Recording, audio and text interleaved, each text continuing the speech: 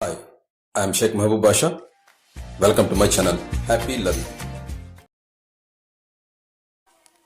Hi students, welcome to class. Today we'll start the first lesson, heat. In lower classes we studied about the hot and cold concepts. Here I have one tumbler and there is water. I say this is hot. Now I have got another tumbler with water. So I feel that this is hotter than this. Then I got another tumbler. On testing, I feel that this is hotter than these two. So the hot and cold is the relative term. So the hot or cold are comparable terms. So we have to express the hotness or coldness by comparing one object to the other. When compared to this object, this is hotter. When compared to this object, this is colder. And among these two, this is colder and this is hotter. So this one, which is hotter than this, is at the same time colder than this. So colder, moderate, hotter. This one is, when compared to these two, this is colder, and when compared to these two, this is hotter. So hotness and coldness are comparative terms, relative terms. With respect to something, you have to express the hotness. With respect to some things, you have to express the coldness. So this coldness and hotness, all these terms can be better expressed using temperature and heat. Let us move to understand this concept of temperature and heat. Welcome back. Students, to understand this hotness and coldness, let us do an activity. I am taking two pieces. One is metallic, another is rubber. You can take a wooden piece or a plastic piece. One is conductor and one is bad conductor of heat. You can say one metallic and one non-metallic. Okay. These two are kept in a fridge or an ice box for 10 to 15 minutes. Then bring these two and put it on the table. Touch one of the items. So first I have selected a metallic one. When I touch this, I feel that it is very cool, and when I touch this, I feel that it is less cooler than this metallic pot. So here, when I touch this metallic pot, my body is losing heat energy. So when my body loses heat energy, heat flows from my body to this metallic object. I feel that it is colder. Similarly, when I touch another body, when heat is transferring from the body to my body, this object to my body, then I feel that this is a hotter body. So note down the points. When heat transfer takes place from our body into an object, we feel that that object is colder. When heat transfer takes place from an object into our body, we feel that that body is hotter. So the hotness or coldness we are feeling is based on the heat flow from our body to the object. When our body loses heat, we feel that the object is colder. When our body gains the heat energy from the object, we feel that that body is hotter. So hotness and coldness are explained with the help of heat flow between the object and our body. Okay, now let us define the temperature. So temperature is the degree of hotness or coldness. A body is hotter, a body is colder. So how do you say the degree, how much hotter it is, how much colder it is? So the hotness or coldness is measured in terms of some scale that is called temperature. So temperature is the degree of hotness or coldness. Okay, welcome back students. Now I have got two objects. two objects. These two objects are kept in contact. These two are kept in contact. Okay. What do you expect? Suppose one is hotter and one is colder. What do you expect? When these two are kept in contact, after some time, these two becomes equally hot. Equally hot. The hot body may lose its hotness and the cold body may gain a bit hotness. Finally, these two reaches to a state where these two are equally hot. Equally hot. In that case, there is no heat transfer between these two objects. Suppose this is hotter. When you kept in contact, energy flows from this body into this body. This heat is a form of energy. We'll define later. Okay, so when a hot body and a cold body are kept in contact, after a few minutes, after some time interval, the heat flow between these two objects stops. Initially, one is hotter. When kept in contact, heat flows from hotter body to colder body. After some time, these two becomes equally hot. Then heat flowing stops. And that situation is called equilibrium. Equilibrium. Equilibrium means equal hotness of the bodies, no transfer of heat from A to B or from B to A. When there is no heat transfer from A to B or from B to A, then it is called equilibrium. So equilibrium means no gain, no loss, no transfer of heat.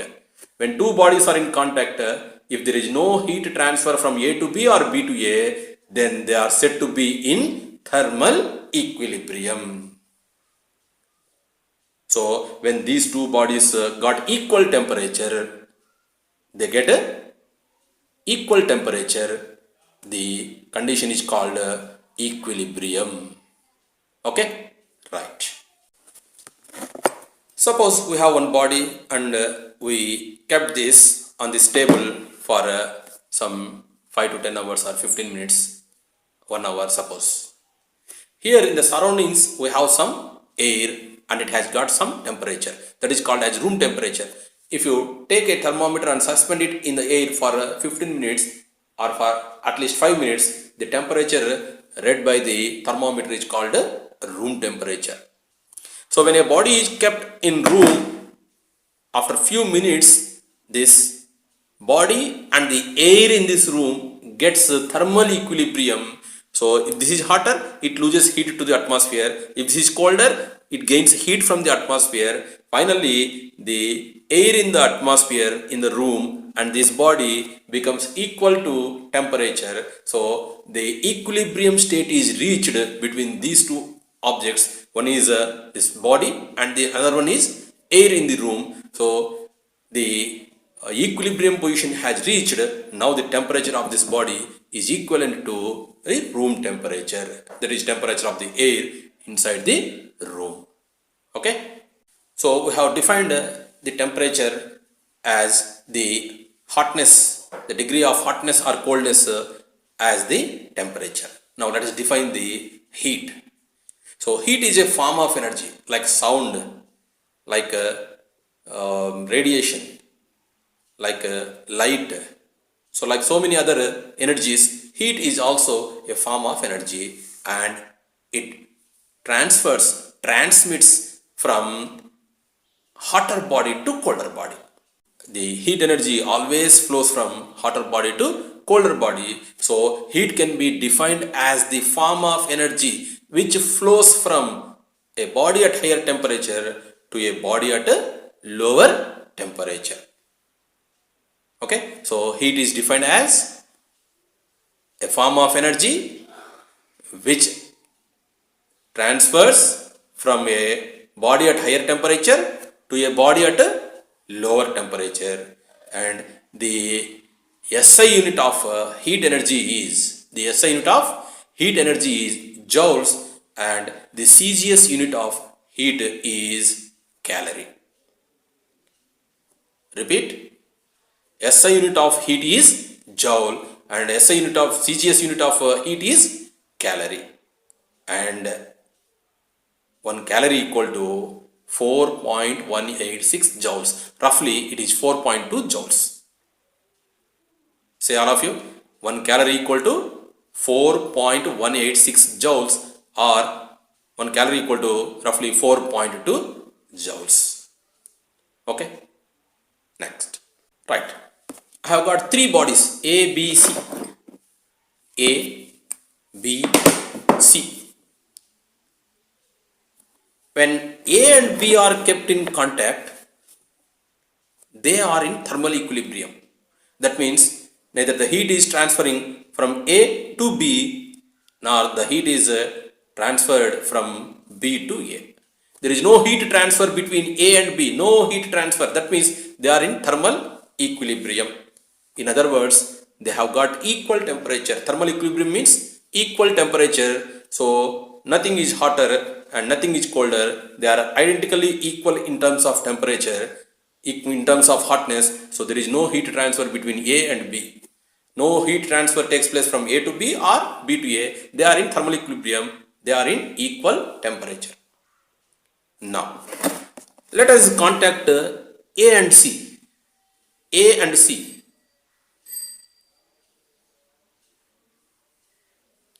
These two are also in thermal equilibrium. There is no heat transfer from A to C or C to A. Therefore, these two are said to be in thermal equilibrium. So, A is in thermal equilibrium with B. A is also in thermal equilibrium with C. Then, if you contact A, B and C, what do you say?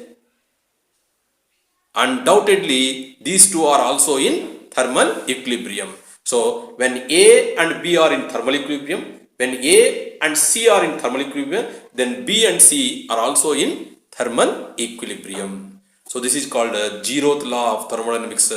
So, I repeat, take 3 A, B, C. Okay, the body A is in contact with the B. These two are in thermal equilibrium. Then A and C are in contact.